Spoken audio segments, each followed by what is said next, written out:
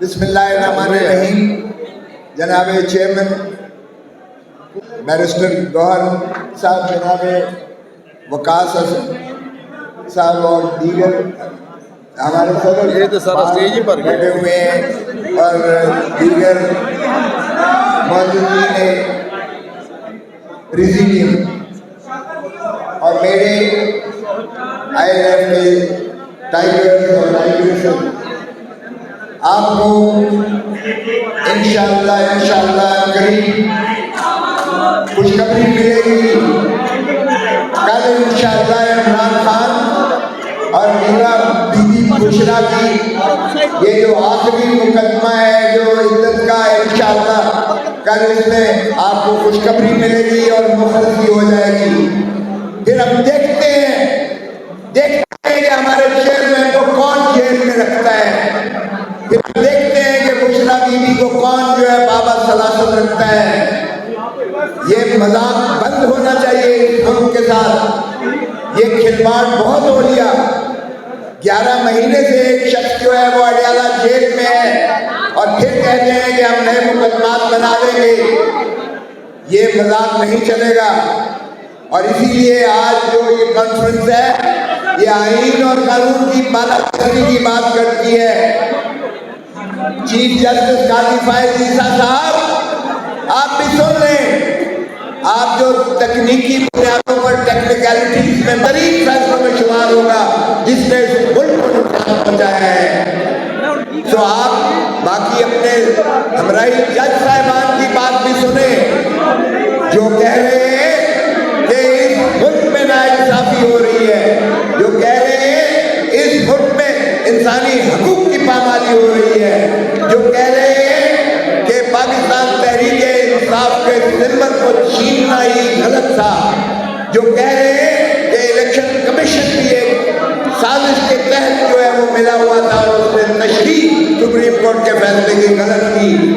تو ہم آپ سے بھی توقع کرتے ہیں کہ 13 جج صاحبان جو ہے یہ انشاءاللہ پاکستان تحریک انصاف کی مخصوص نشستوں کو بحال کریں گے، کیونکہ آئین کی روح ہی مجروح ہو چکی ہے.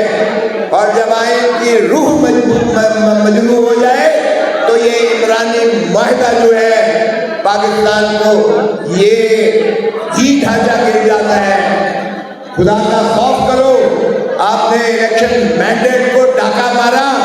فارم 47 کے ذریعے 17 سیٹوں والا جو ہے وزیر اعظم بن کے بیٹھا ہوا ہے. 17 سیٹیں صرف مسلم لیگ نون نے لی ہیں اور یہ سمجھتے ہیں کہ یہ عوام پر ڈاکہ مار کر اس طرح سے عوام کو خائف کر کے اس طرح سے 144 لگا کر اس طرح سے پاکستان تحریک انصاف کے سمبل کو چھین کر اس طرح سے تتر بتر کر کے عوام کو سلام ہے. پاکستان کی عوام نے 8 فروری کو بڑا دو ٹوکر وعدے جو ہے عزم کیا اور انہوں نے اپنا ووٹ کے ذریعے ثابت کیا. اور وہ سمبل ان کو پرواہ نہیں تھی کیونکہ بلے کا ووٹ نہیں تھا. یہ ووٹ عمران خان کا ووٹ تھا. یہ ووٹ پاکستان تحریک انصاف کا ووٹ تھا. یہ پاکستان کو عوام کو مقتدر کرنے کا ووٹ تھا. یہ پاکستان کی نسلوں کو سنوارنے کا ووٹ تھا. یہ پاکستان کو غیرت اور حمیت کے ایک مقام پر پہنچانے کا ووٹ تھا. اور اس پہ بھی ڈاکہ مارا. وہ کدھر گیا وہ تاج پوشی والا بادشاہ جو کہتا تھا کہ ووٹ کو عزت دو، ووٹ کو عزت دو. شرم تم کو مگر نہیں آتی. ڈاکٹر یاسمین سے ہارے ہوئے ہو اور پھر آپ جو ہے مسلم لیگ نون کے صدر بن گئے. آپ نے بھائی کو وزیر اعظم بنا دیا. آپ نے سمدھی کو نائب وزیر اعظم بنا دیا. آپ نے دختر نیک اختر بیٹی کو وزیر اعلیٰ پنجاب بنا دیا. او بھائی باقی تو غلام ہے نا. 25 کروڑ عوام تو آپ کے غلام ہے نا. آپ کو تو ایک خاندان سے باہر کچھ نظر نہیں آتا. ان کی ذرا دولتیں دیکھو. ان کے نہ صرف پاناما لیگ کے قصے ختمہ بھی نہیں ہوئے تھے. دبئی لیگ کو دیکھ لو. ان کی جائیدادیں، دولتیں اور جاگیریں تو باہر ہیں.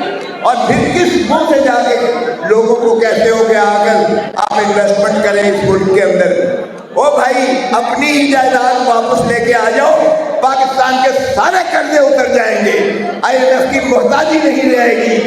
اور میں سمجھتا ہوں کہ وہ علامہ اقبال کا ذرا دیکھیے گا کہ کیا خوبصورت اس نے رندوں والی بات کی تھی، اور اس نے کہا جس وقت کے قرض کی پیتے تھے میں اور کہتے تھے کہ ہاں رنگ لائے گی ہماری فاقہ مستی ایک دن، یہ غالب کا شعر ہے، لیکن فاقہ مستی آج اس عالم پر پہنچی ہے کہ آپ الامان آپ دیکھیے گا۔ اور اس سے کیا سمجھتے ہیں، یہ بجٹ جو ہے عوام منظور کرے گی؟ یہ بجٹ ایک ہٹ مین کا بجٹ ہے، یہ معاشی قتل ہے یہ عوام کا اور پاکستان کا، یہ گروی رکھا گیا ہے پاکستان کو۔ اور کس سودی نظام کی بات کرتے ہو؟ یہ تو اللہ تعالیٰ نے قرآن شریف میں واضح لکھا ہے کہ یہ اللہ کے ساتھ ہم کیفیت جنگ میں جا رہے ہیں، یہ سودی نظام کے ساتھ۔ ہمارا 9.5 ارب ہمارا جو ہے وہ سود کا ہم نے قسط دینی ہے صرف، تو یہ بجٹ کا 52% جو ہے وہ جا رہا ہے۔ تو میں یہی کہوں گا کہ ہوش کے ناخن لو، 1971 والی مت تحریک کو دہراؤ اور پاکستان کے عوام کو اور ان کو حقوق واپس کرو۔ عمران کو ہم چھڑا کر رہیں گے، اور عمران جس دن باہر آیا عوام کا سیل رواں ہوگا جو ایک کونے سے لے کے دوسرے کونے تک آپ کو سواگت کرے گا۔ آئین پر عمل جاری کرو اور اسی میں پاکستان کی مضبوطی ہے۔ پاکستان پہلا